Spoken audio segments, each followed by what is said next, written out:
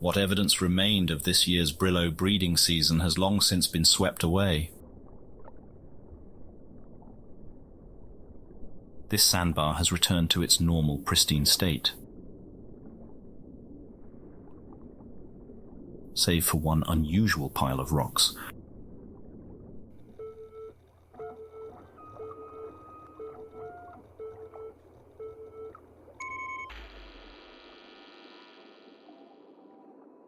This is a stone dog. Somewhat like a hermit crab, this animal lives in a portable shelter of foreign material. It grasps together a shell of scavenged of debris with its long limbs and secretes an adhesive mucus to hold it fast. Stone dogs mostly rely on ambushing prey from a camouflaged position.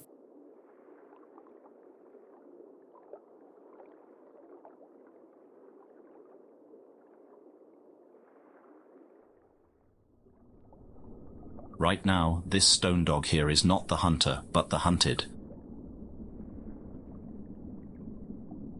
It is a woefully obvious attempt to hide,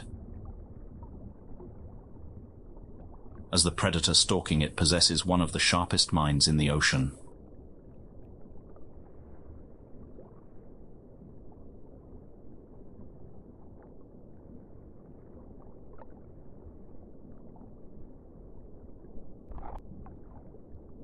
A quick check if the coast is clear. It isn't.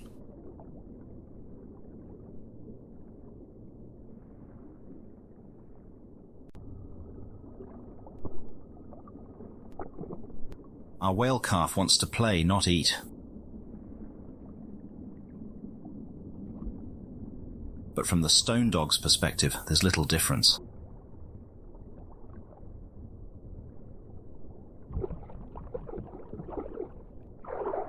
Since hatching, our calf has been a healthy and energetic specimen.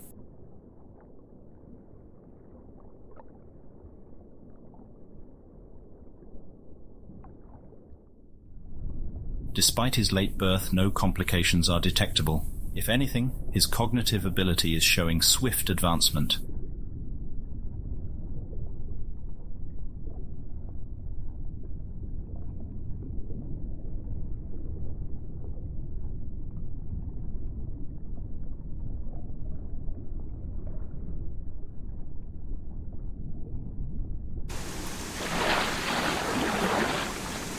He is very fond of holding his fluke above the water surface. Scattered showers are currently moving through the area. The calf has been emerging frequently for visual inspection since the rain began. He seems very interested in the weather above. A long call reminds him not to stray too far. Brillos have surprisingly keen vision above the water. The calf is quickly able to spot his mother. This is the farthest distance he has travelled from her. It is more than twice that of yesterday. Today was quite an adventure. Now, reminded of his mother, all this bravery seems to evaporate. He is suddenly anxious to be at her side. He will bring her any interesting objects discovered while exploring.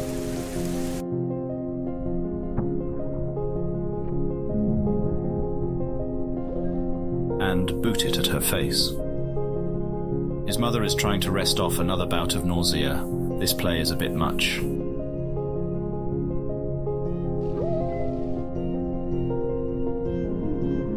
But these discomforts are trivial to the bond between mother and child.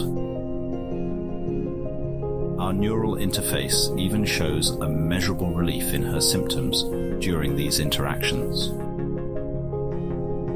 The calf's carefree play is training for future hunts and the essential skills of survival. But it will be some time before he has to worry about earning meals on his own.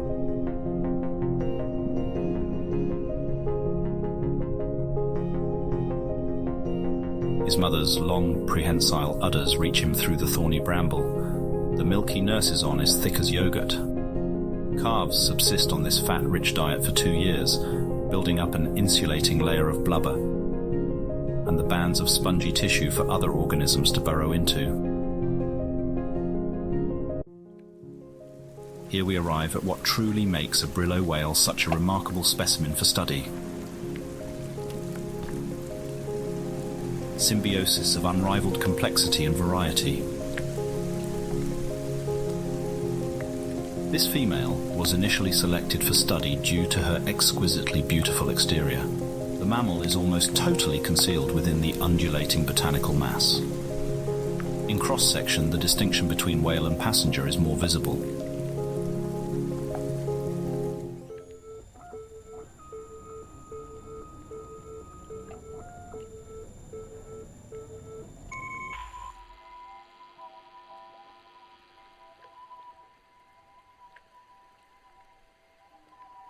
Unlike the stone dog shown earlier, this is not simply an external attachment of foreign material. The Brillo whale has an intimate connection to thousands of other living creatures.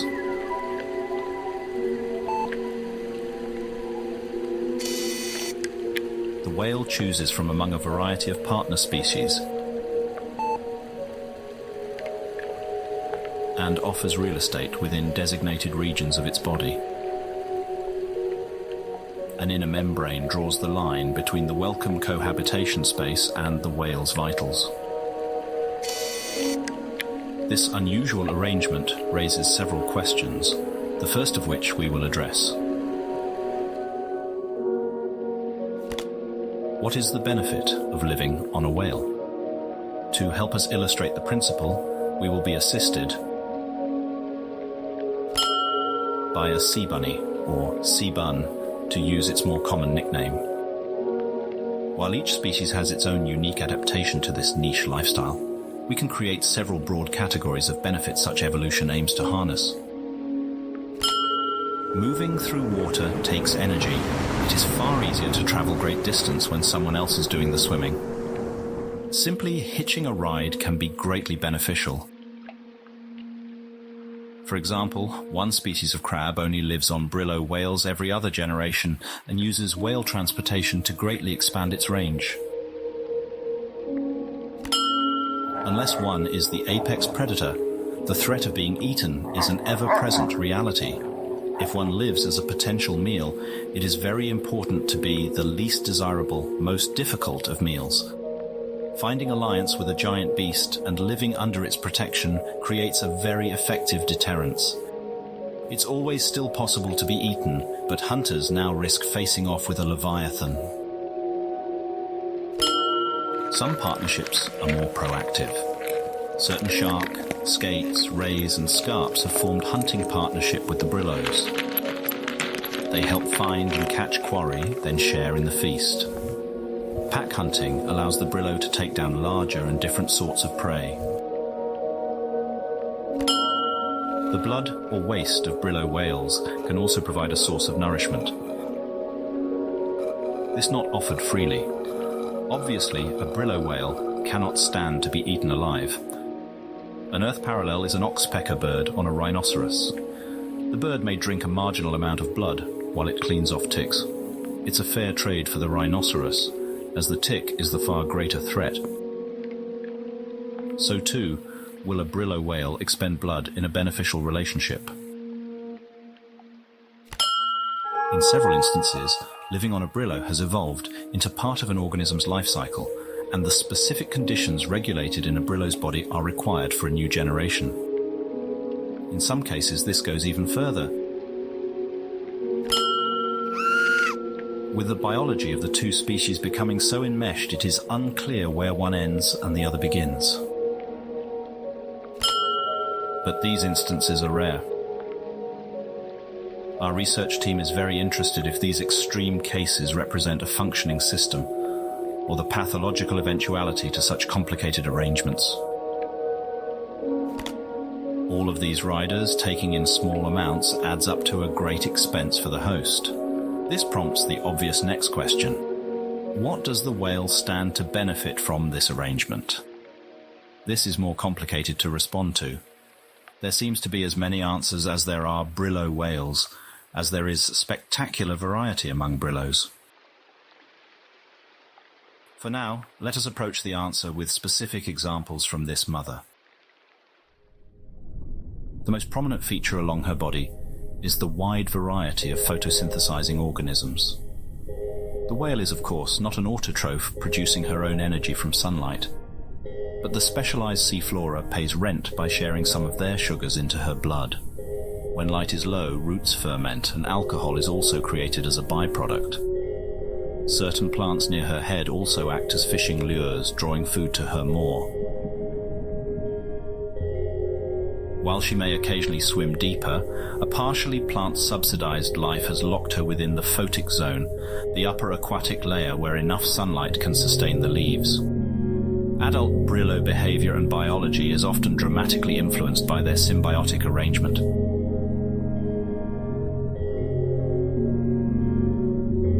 Here we see a blood trilobite. This is not an invited guest. A long needle-like proboscis pushes down and taps a vein.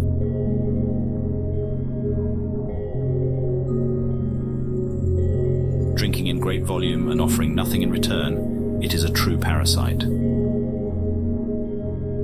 This is a job for the vellum worm. Vellum worms fill their stomachs by grooming brillos of unwanted visitors. It is currently hypothesized that vellum worms distinguish the welcome from the attackers through smell and taste. Parasites have all been found to have elevated amounts of a bile-like brillo waste inside them. This mother brillo also has to worry about creatures browsing her lovely plants.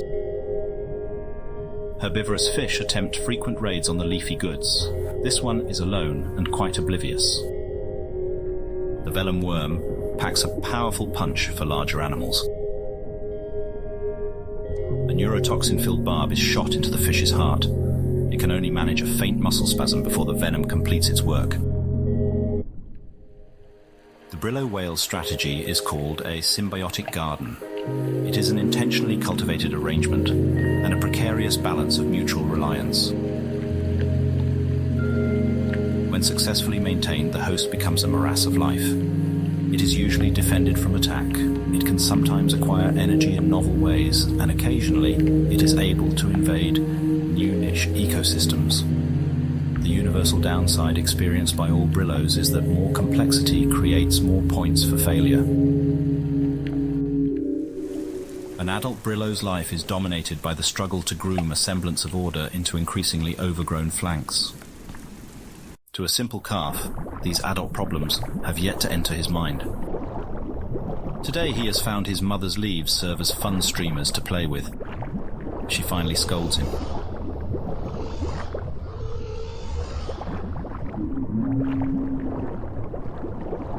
She is too unwell to tolerate any more roughhousing. He doesn't quite understand, but he has other diversions. Primarily drinking more of her milk. Given the complexity of brillo anatomy, even small health problems can swiftly spiral out of control. This female experienced complications while giving birth. There is the potential for the situation to worsen.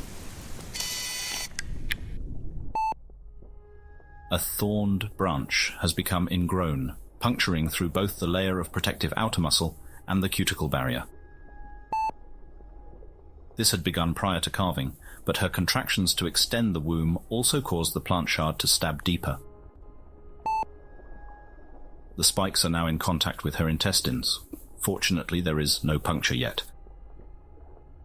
The site is inflamed and white blood cells flood the area. The immune system unmistakably identifies this as an injury. We can witness her stiff reluctance to move and read a jolt in brain activity when she's jostled. It must be greatly painful. The greatest danger right now is a tear of the intestines, which would certainly be fatal. There is reason to hope. Our scans also reveal that she has recovered from a similar injury in the past. Perhaps brillos regularly endure such ghastly wounds. Perhaps it was the safety of the brillo herd which afforded her enough time to convalesce. Certainly her odds of survival will be boosted greatly if she is able to make the long swim back. For now, she is still well enough to care for her newborn, though doing so must be exhausting.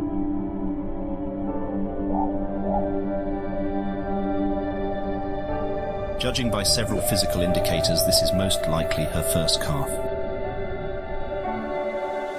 Those Brillos who manage their gardens well can be extremely long-lived. Females can give birth as many as 8 times. If the calf survives, one day he too might also cast his genes forward, his own minute fingerprint on the future's shape. Regardless of whatever metric of success we observers of an outside species might apply, his life will be led by the means it was forged in the crucible of natural selection. But, for now, a rare moment of shelter.